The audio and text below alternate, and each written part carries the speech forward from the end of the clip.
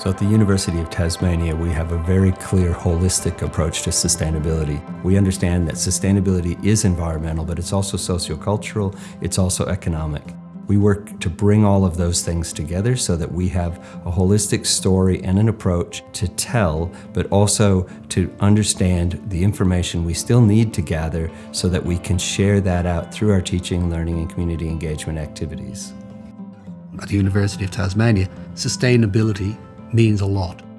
So there's a network of people who have done a huge amount of work to decarbonise our university.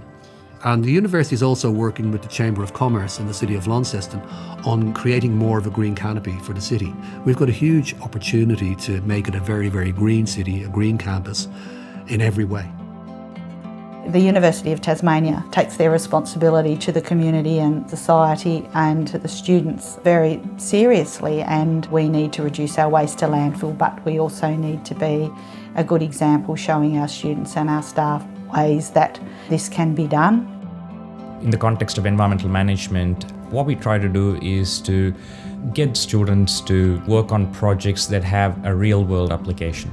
And they're looking for answers, and what environmental management is trying to do is to provide part of that answer in terms of understanding the world and to be a part of the change that they want to see.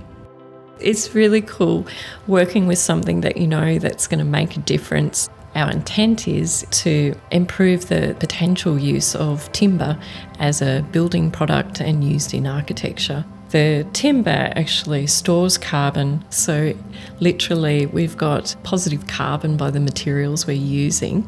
We're actually working on real world problems where we're looking for how we can do things better. I guess that's the reason why I've been in education for so long and research. It's just a great place to be able to work with others to improve things.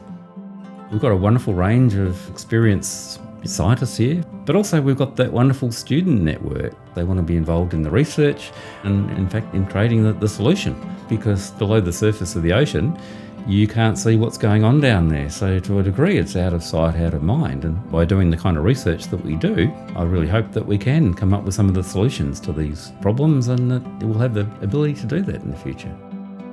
In terms of sustainability and wellbeing working together, I think the community garden at Inveresk is a great example of that, having a really attractive space that a number of people get involved with and doing all these things to look after ourselves and each other and build community, can build that momentum and make a real contribution to sustainability. And if enough people are doing this in enough places all around the world, we can absolutely make the world a better place.